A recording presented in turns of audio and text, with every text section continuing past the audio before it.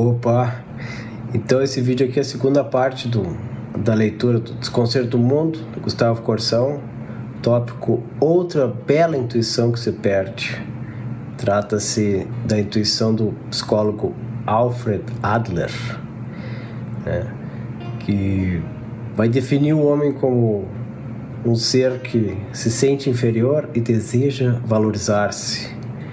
Então ele capta, de certa forma intui aí o desconcerto, que é inerente à condição humana, só que tropeça e vai usar, essa intuição que ele teve para criar aí, junto com seus seguidores, uma terapia que vai servir para organizar o egoísmo e recomendar que se estabeleçam metas e busque-se aí um estilo de vida para se valorizar e vencer no mundo, achando que é possível superar esse sentimento do desconcerto por meio de alguma terapia desse tipo. Então começa se explorando a origem desse conceito aí do sentimento de inferioridade, inclusive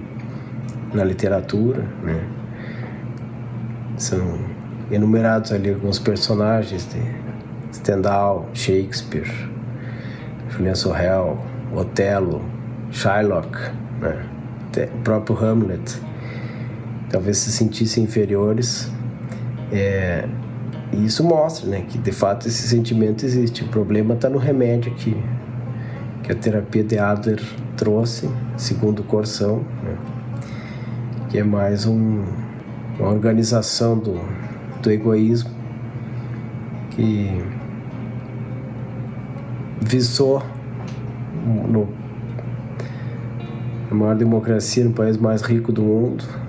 Ele fala aqui num contexto de Guerra Fria, criticando como fez com a intuição de Marx, que resultou naquele regime de penitenciária. Também faz uma crítica aqui, American Way of Life, pelo menos assim que eu entendi, a ideia de ser um winner aí no mundo não resolve o problema, e a competição enquanto nações ali com a União Soviética tem uma história de muitos crimes aí e absurdos de parte a parte. Então segue o baile, vamos lá. E aí Corsão que vai citar novamente Oliver Brackfeld e a obra dele, que ele menciona aqui, é Los Sentimientos de Inferioridade, em espanhol, em que esse discípulo de Adler vai traçar ali a história de um termo e um conceito. Esse de sentimento de inferioridade vai dizer que o termo, o sentimento de inferioridade, aparece pela primeira vez em Stendhal. E é curioso que, assim, as referências de Corsão nesse tópico valem a pena, a gente ir atrás. As referências literárias, não dos psicólogos. Dostoiévski, Crime e Castigo, e Stendhal, O Vermelho e o Negro. E esses personagens, o Raskolnikov, do Crime e Castigo, e o Julian Sorel, do Vermelho e o Negro, são personagens que vale a pena a gente conhecer, vai encontrar eles por aí na nossa vida. É bom, às vezes, até tentar reconhecer quando a gente se comporta um pouco como eles, ou pensa alguma coisa parecida. Então o Brackfeld vai dizer que esse termo do sentimento de inferioridade aparece primeiro em Stendhal, que também, independentemente do termo, já havia criado em Le Rouge et Le Noir o personagem Julian Sorel, que pode ser considerado um perfeito exemplar do homem inferiorizado da psicologia adleriana.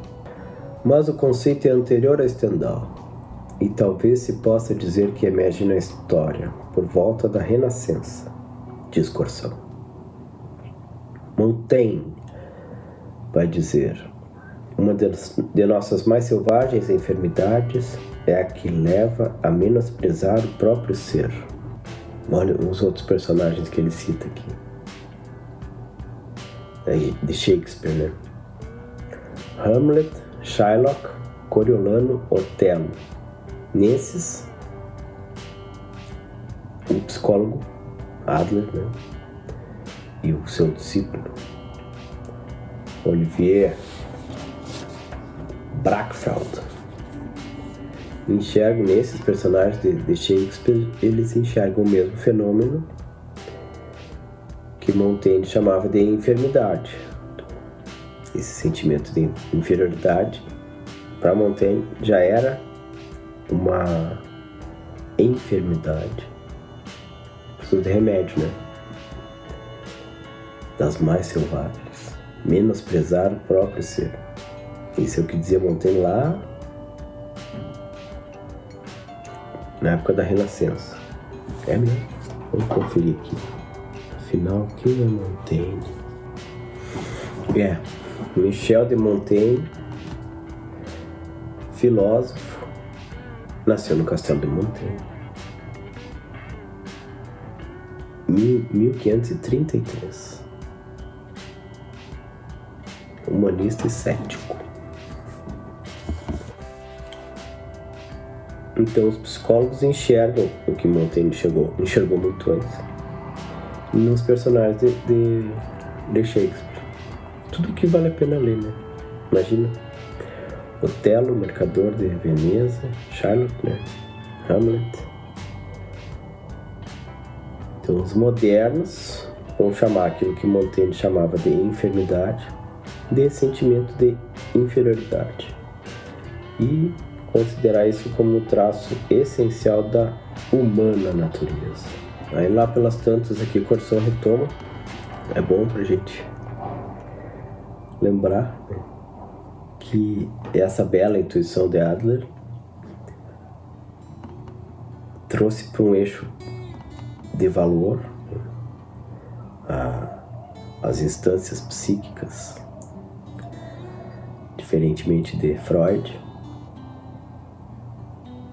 colocou essa base, né, numa estrutura que liga a ordem sensível à racional, sendo um sentimento que é ao mesmo tempo um juízo. Então, tem a razão aqui, não é? É uma ligação entre o sensível e o racional. E então a gente se sente inferior, tá? Ao mesmo tempo julgando que há algo, há um valor superior. Infelizmente, porém, por falta de uma sadia formação filosófica, tomou o problema pelo lado negativo e deixou-se cair no mais brutal empirismo. A intuição se perdeu, né? Daí resultou a monstruosidade, sim, a monstruosidade da terapêutica adlerista para os inferiorizados. É preciso que vençam a inferioridade com uma técnica de valorização. Isto, que poderia ser feito razoavelmente dentro de uma moral reta e com os indispensáveis discernimentos, será projetado no mundo com as características dadas por uma cultura competitiva, cúpida de prestígio e sucesso. Então, a técnica de valorizações, prestígio, sucesso, uma cultura de competição. Então o remédio de Adler é o próprio veneno da civilização agonizante. Aos ressentidos, aos machucados, em vez de dizermos que procurem principalmente o ato interior de humildade curativa, que procurem a grande lei do amor, que procurem Deus, diríamos que tratem de encontrar a ortopedia das coisas exteriores, que tratem de vencer na vida, ter sucesso, que tratem de conquistar algum prestígio. E cá estamos nós, diante da brutal e catastrófica filosofia que procura arrumar o mundo com a organização do egoísmo. Então, valorizar-se, né, nesse sentido mais egoísta possível. E cá estamos nós diante de mais um desconcerto trazido justamente pelos que querem consertar. A filosofia que busca arrumar o mundo com a organização do egoísmo. Vamos organizar aqui os egoístas, botar eles para competir, vão se valorizar, vão buscar prestígio, sucesso. E essa é a cura para o sentimento de inferioridade. A filosofia que quer arrumar o mundo, e aqui ele vai fazer a menção, que é o que a gente vê eu vejo nos filmes, eu não vivi muito essa cultura americana, norte-americana, de não ser um perdedor, um loser, né? A última coisa que o cara quer é ser um loser e vencer na vida ali no American Way of Life, né? Eu acho que talvez tenha um pouco dessa influência. Já vimos atrás que todos os homens, pelas razões que já apresentamos, sem todavia pretender esgotar o mistério da nossa condição, estão pouco à vontade no mundo e sofrem em virtude de tal incongruência. Alguns ou muitos transformarão esse sofrimento em irritação, desamor, egoísmo exasperado, sentimento de inferioridade. Então, aquela condição que é humana, essencial, que Adler intuiu, acidentalmente vai se transformar nesse sentimento de inferioridade que ele quer tratar. Mas isso não é para todo mundo. Muita gente sente esse desconcerto e não desenvolve esse sentimento de inferioridade que o Corsão aqui vai dizer que é uma transformação desse sentimento do desconcerto em irritação, desamor e egoísmo exagerado, exasperado. E o que fazem desses alguns acidentes, né? Homens que desenvolvem esse sentimento de inferioridade? O que fazem deles os que pretendem curá-los? Corrigem a malignidade do amor próprio? Não. Procuram substituir esse mau amor pelo bom amor de si mesmo e do próximo? Indicam o caminho da mansidão e da humildade? Não. Receitam sucesso e prestígio, receitam o mundo. Todos os homens estão pouco à vontade no mundo e sofrem em função dessa incongruência, porque eles sabem que não são do mundo. O homem sabe que tem uma alma, que tem uma dimensão espiritual. Por isso ele se sente pouco à vontade no mundo. Alguns vão se tornar egoístas, vão se tornar irritados, ressentidos, né?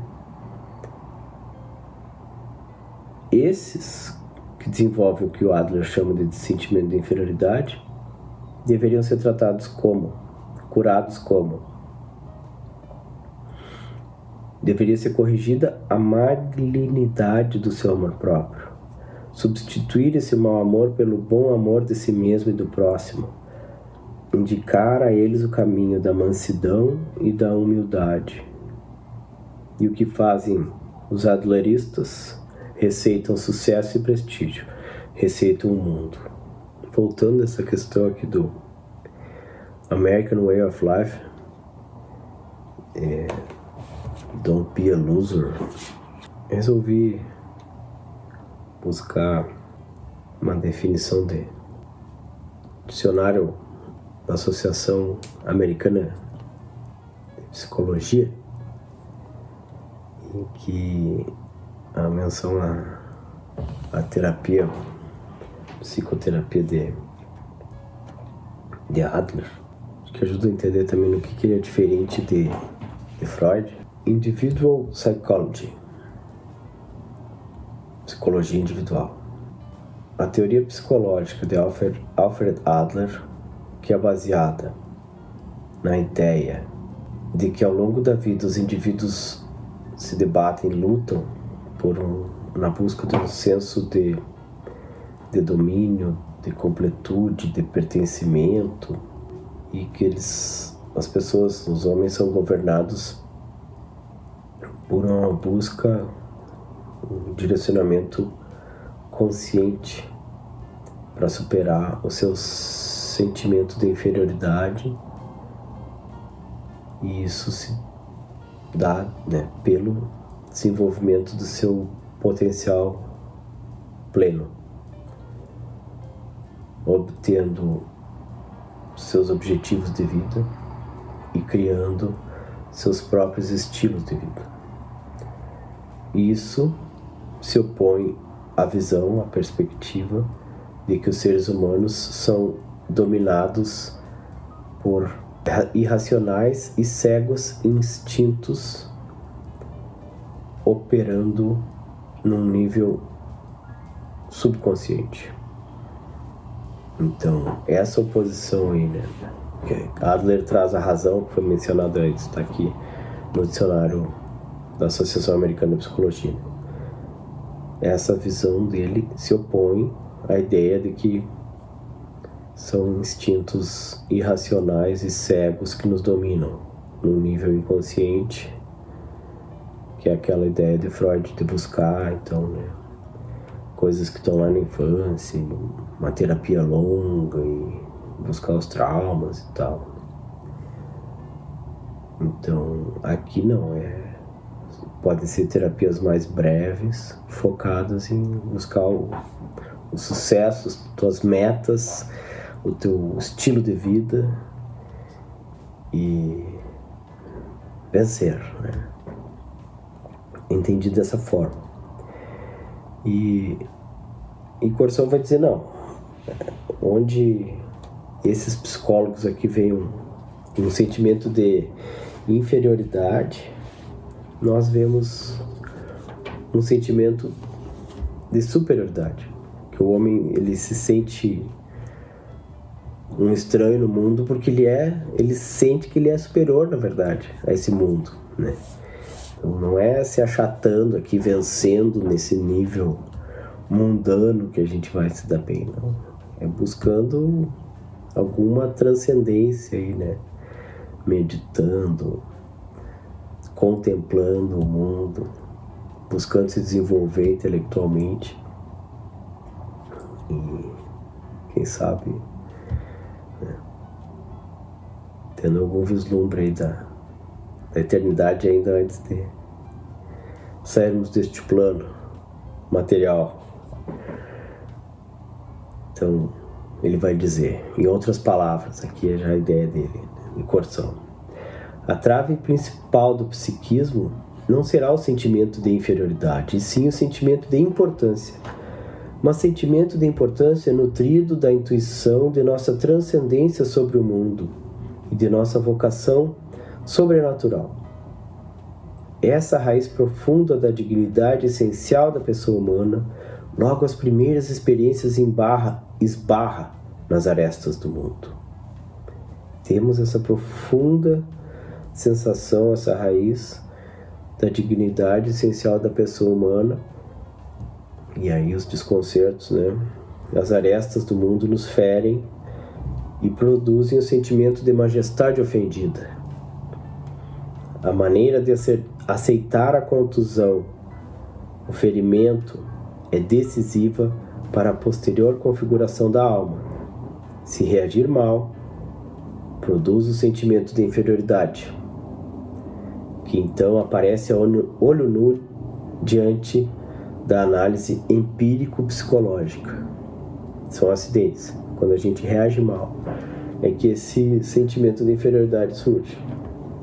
Então, nós sentimos a nossa importância, a nossa vocação sobrenatural. Às vezes, temos vislumbres, né? A gente consegue desenvolver melhor essa consciência de imortalidade da alma, mas o mundo nos fere, e a forma de lidar com essa ferida define se nós nos sentiremos inferiores losers, coitados, vítimas, e buscaremos o sucesso com fórmulas adlerianas, ou agora eu falei em vítima, buscaremos nossos direitos, né? Não vamos nem buscar o sucesso individualmente, com metas, com objetivos e com trabalho, mas vamos buscar que alguém nos dê o que a gente quer, acha que tem direito, né? Que é pior ainda. Na melhor das intenções, muitas vezes, e partindo de uma intuição que tinha um relâmpago de verdade, esse psicologismo do sentimento de inferioridade, que teve um colossal sucesso no mais rico e forte país do mundo, veio a espicaçar a inimizade entre os homens e veio acelerar a corrida competitiva e a febril perseguição do vento, com seus efeitos secundários de vergonhas e crimes. E aqui é interessante, já concluindo, né, a análise aqui, a leitura desse tópico, o contexto de decoração aqui é da Guerra Fria, né? Ele está falando aqui dos Estados Unidos. Então, antes ele falou da bela intuição de Marx, que se perdeu, e estava na cabeça, né, dele aquele regime de penitenciária que ele faz referência no tópico anterior, é a União Soviética. E agora, então, ele faz a crítica de outra intuição que se perde, né, a psicologia individual. Eu entendi aqui que, né, que tem uma relação, uma influência grande com essa ideia do American Way of Life, em que ali, né, nesse contexto ele vê um outro nível aqui, um outro remédio que o país mais rico do mundo tomou e que leva eles a essa competição. Então, não só no nível individual, mas aqui como nação, essa competição febril de ter sucesso no mundo. Então, a nação norte-americana quer vencer a Guerra Fria, e aí vai usar de meios também, né, efeitos secundários aí dessa perseguição do vento, de vergonhas e crimes. Então, não é só lá no regime de penitenciário que tem esse tipo de vergonha de crime, também não é, né, uma coisa que tendenciosa aqui, análise de coerção. Ele está no outro nível. Então, seguimos nosso curso, conseguimos avançar mais um tópico. O próximo é: dize-me por que causa o mundo chora. E aí voltaremos a Camões. Acho que vamos elevar um pouco aqui a nossa conversa, né, com poesia. Chega de comunismo, de Guerra Fria. Inscrevam-se para receber as notificações aí dos próximos vídeos. O canal agora consegui entrar num tema que eu tinha mencionado na descrição lá do canal, que é mais essencial até, né, de leituras de formação, até de pré-formação, as mais básicas, que ensinam um pouco da arte de ler, né? Então, inaugurei uma nova playlist e vamos num ritmo possível. Quando der, a gente acelera. Tentar fazer uns vídeos mais curtos também. Um abraço.